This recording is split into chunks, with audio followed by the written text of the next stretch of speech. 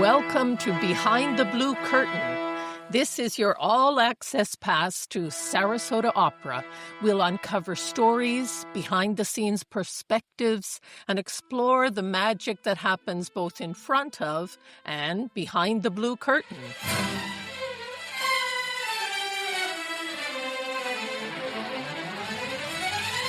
So welcome to episode 7 of our podcast series. This is Everything Susannah. Innocence, sin, repentance, hypocrisy, lots of fantastic themes in this opera. It's an incredibly powerful, taut drama that I have a special place in my heart for because it's actually the first opera I directed. When I stopped singing and switched over to directing, I now vicariously was singing all the roles because I got to get into the soul of all of these characters. So I'm really excited to talk about it today. I'm excited to direct it.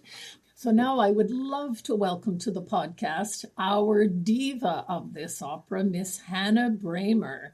Welcome, Hanna. Hi, Martha. Thank you so much for having me. Those of you who are new to Sarasota Opera are in for a treat with Hanna. We have loved having Hanna for many, many productions here over the years. I've had the great pleasure of directing her a few times. Notably to me, I loved her as Michaela in Carmen. And our production of Romeo and Juliet is one of my favorite productions that I've done here at Sarasota Opera. And I certainly credit Hanna's soul and ability to get into the character and be generous with the character's emotion and voice as a big reason for that. So talk to me about your history with this opera. I love this opera so much. It wasn't something I grew up really being aware of. It came into my knowledge later. It's such a emotive piece, and the character Susannah really speaks to me personally. So she's been on my radar ever since I learned about this opera, and I thought, I hope I get to do that role someday. What's the arc of the character you see in Susannah from the beginning of the opera to the end? How does she change? Susannah, I think, has an extremely dramatic transformation that happens in a very short amount of time. The opera takes place over the span of a week, and we see her at the beginning, this lively, joyful, vivacious person who I think just loves life, and not just, the big things about life, but the simplicity and the beauty within the little things. I think there is something so beautiful about her. It's in her spirit, it's in her person. And I think part of the equation that leads people in the town to want to ostracize her, they can't wrap their heads around, why is someone so joyful? And maybe they don't feel that way. And jealousy of that. Yeah, exactly. I think that's one of the things that makes her unique and special. And unfortunately, in this transformation, she goes through a lot of traumatic events. We see her having to grapple with the loss of her faith or even understanding what that means. She goes through a lot. She ends up a completely different person by the end of the show. She definitely is changed by all of that hypocrisy and evil, really, that is directed towards her, right? Just out of jealousy. You talked about it being 5 days, an intense opera. You're in almost every scene. And you have to portray everything from this happy young woman to incredibly intense emotion.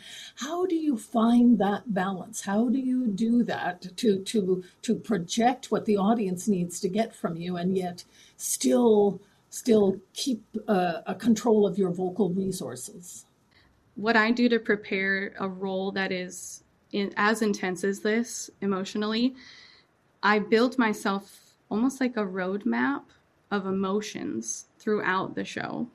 And I rehearse experiencing those emotions enough in my private time practicing so that I can replicate it in a way for audiences so that it will appear, as intense as I want it to look without me feeling it that intensely. Crying and or anger, extreme emotions like that on stage can really affect our singing mechanism if we're not careful. What I want is for the audience to feel these feelings. I want to portray something for you to feel. That's why I give myself that roadmap and try to do all of that on my own time. You have to almost find the triggers. Okay, I can't go there. I'm going to start crying. Yes, exactly. I fully expect to be surprised in the process. Well, and as you play off your other characters, right? For our audience, we have 4 women and 4 men who are the elders of the church, who really are the ones who create this horrible situation for Susannah. And they're actually all incredibly lovely people, but they're wonderful actors. You are going to feel incredible tension from them to play off of, which is going to be pretty amazing. I mean, having Lindsay Poulsen as Mrs. McLean, look at you with that. The intensity. Yeah, it will be fantastic. I'm excited. So Phyllis Curtin, the famed soprano who was the first Susannah, said that Floyd's language was very natural to her, and her words were, she found it easy to fall into his music. Do you find that works for your voice? What has this been like, learning this music? I absolutely agree with Phyllis. The way that Floyd has set this text and where he chooses to climax in the music for the soprano voice makes so much sense, and it feels like it fits like a glove. He knows exactly how to place the words in the voice and in a rhythmic way that feels natural. Floyd, as you know, he grew up a minister's son. He grew up in the South, but he wasn't a young woman in the South. And yet I find he has brought her to life so beautifully. Do you feel that she's a real person to you? That's one of the things that drew me to this story and this role in the first place. Was I feel Floyd really understands this person from start to finish, and not only her, but captures the cultural, societal, all of the nuance within the structure of this small town in Appalachia. These towns haven't been influenced by the outside world, and you really get the sense of all of this town gossip and how things work, and you really believe these people. It's extremely organic. I find her whole journey to be believable. It's really extremely easy to act in that sense. It just makes sense. And so from an audience point of view, I think the audience recognizes these people too. Wow, I can't believe I'm watching my neighbor up there, just real people on stage. What do you want your audience to take away from this? I want the audience to come to this opera with no expectations. I want you to be open to the story and to just see how you feel throughout. I think it's the kind of story you will watch and leave thinking about. Thank you so much for talking to me, Hannah. We'll be seeing you very shortly. Joining me is Christopher Ray. Christopher is speaking to us from the Carlisle Floyd Centennial, because this is the 100th anniversary of Carlisle Floyd, our composer's birth. So welcome, Christopher. Thank you, Martha. It's great to be here. You were a protégé, an assistant to Carlisle Floyd. What an honor. Now, how did that come about, and what did that mean? After Carlisle retired from the University of Houston, he had spent some 20-something years in Houston Grand Opera Studio, of course. He retired back to Tallahassee, where he had been before, at Florida State, where Susannah premiered. And I came in as a master's student doing opera conducting in 2011. And we were doing a big celebration of Carlisle because he had donated the original manuscripts of Susannah to the school's special collection. So we did a big concert. We met, and my conducting teacher sort of facilitated this, working together with him first as a piano student, because most opera conductors need to keep their piano chops up to work as an assistant starting out. And so Carlisle said, well, I'll teach him. I don't have anything. At this moment, he had time. And that grew into him teaching me about all of his operas. I bought all the vocal scores and went through them with him and sort of became a part of the furniture at his house. And his niece Jane invited me to start traveling with him as his musical assistant. So for the next 4 or 5 years, we went to Sarasota Opera first for Of Mice and Men. That was the first place I traveled as his assistant. And then all over. That was how that started, really. What an honor. What an honor. You know, when you Google search Carlisle Floyd, it comes up that a lot of people have referred to him as the father of American opera.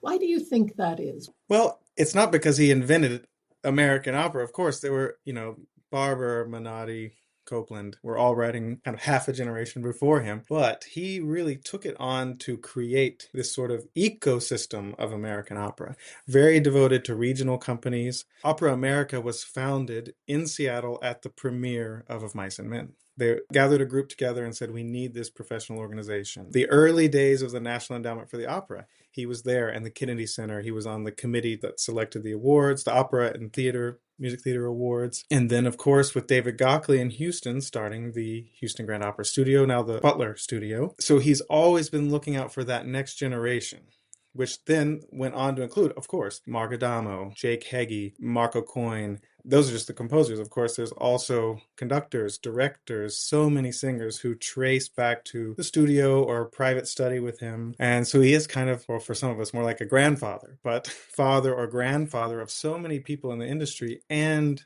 organizations. I only met him very briefly, and he seemed incredibly warm and gentlemanly, would be how I would describe him. But that's what everyone says, right? I mean, that was his genuine personality. It truly was. I mean, the Southern gentleman, that's the stereotype, but he was very well dressed, always put together, courteous, polite. And of course, he had his opinions, but he was never cruel or unkind. He always met people where they were. Fantastic.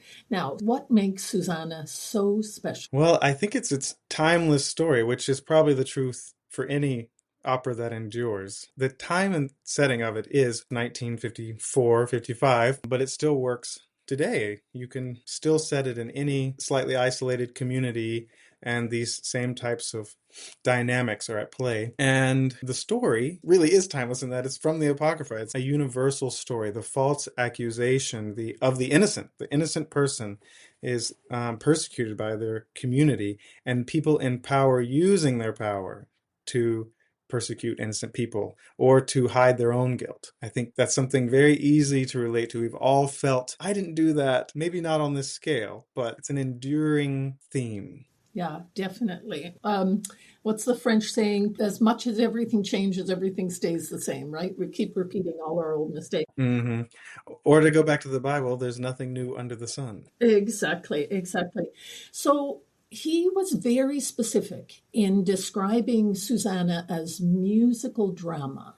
Why was that? He was very into theater, and he actually really loved what Menotti was doing. He was inspired specifically by The Consul and how Menotti's operas were being done on Broadway. In fact, after FSU, they first really tried to get Susannah on Broadway, and they thought that was where it was going to go. It ended up at New York City Opera, but that was sort of a theme going forward. Willie Stark, for example, an opera that premiered in Houston in 1980, 81, he really wanted to be on Broadway, and that it started out as a Broadway plan and then ended up in the Opera House again because he just couldn't deny he has sort of like over-the-top emotions. And not that Broadway isn't there for that, but so much of his is in the orchestra, and the orchestra is telling the story. And if you look just below what you're seeing on the stage and dig into the music, you'll see that it's just so rich and complex that it belongs in the opera house. He called it a musical drama because he wanted to distance himself from that in a way like Wagner. This is a complete theater experience. And he really loved the theater. If you look back in the 50s when he was in this formational period, when he went to New York, he didn't go to the opera. He went to Tennessee Williams premieres, and he was going to the theater. He wasn't really going to the opera house. And that's what informed all of this, I think. And to just be that precocious that you say, I can write my own libretto and my opera. I mean, that was really something, I think, that he took that on. I mean, he finished this opera when he was 27. I still think, like, what was I doing when I was 27? not writing a masterpiece. His use of sort of reminiscence motifs. Just so our audience understands, that's a musical theme, a recurring melody. Like a tune. I think he would have said he worked most in what we would call like a reminiscence motif, things that remind you of something that happened. So he plays this music early in the opera, and then later he plays it again, and you sort of subconsciously remember that. And Puccini did that a lot, almost every opera. It's the beginning and the end kind of thing. But he also dabbled in the leitmotif. So you can start to listen out. Say at the beginning of Susannah, Mrs. McLean is talking about, oh, this preacher is coming. And in the orchestra, someone's playing Blitch's tune. Things like this are all throughout little nuggets, and you have to kind of listen for them, but it can really keep the audience's interest. But now, speaking of the music, there's this combination of folk melodies and hymns, and you really feel you're in the Appalachian Mountains, combined with this powerful operatic theatrical music. He really wrote what he knew. One of the little miracles of this is that most of it isn't actually a folk tune or a hymn. He wrote things that sounded just like what a hymn is like. Because it's so seamless, because he does such a masterful job of making you feel you're in the mountains of Tennessee, the blending of all of these different styles, as it were, just seems so organic. Agreed. And he'll do these sort of nature sounds and things they're not a literal depiction of a bird or water or something like that, but somehow it gives you this sense that this is water, or this is the morning, this is the sunset, kind of things that it almost paints a picture. He was a student of Verdi. Something he took away from that, maybe the main thing he took away from that, was the idea of the tinta, the color of a scene, that every scene had to have a feel from the start. And he's very good at it. He learned well from Verdi that anytime the curtain opens or the scene shifts, you automatically get a feeling of what that scene is. I love it. Oh my God, I could talk to you for hours. Thank you so much for being here. Thank you so much for lending your expertise, not only expertise, but how wonderful that you really are passing on his legacy. Thank you. That's a big goal for this whole centennial. Not that it's one big year we celebrate. People will be able to enjoy his music as he would have wished forever. Thank you all for joining. I thank my guests, Christopher Ray and Hanna Brammer. So Susannah opens March 14th for 6 performances. We'll see you at the opera.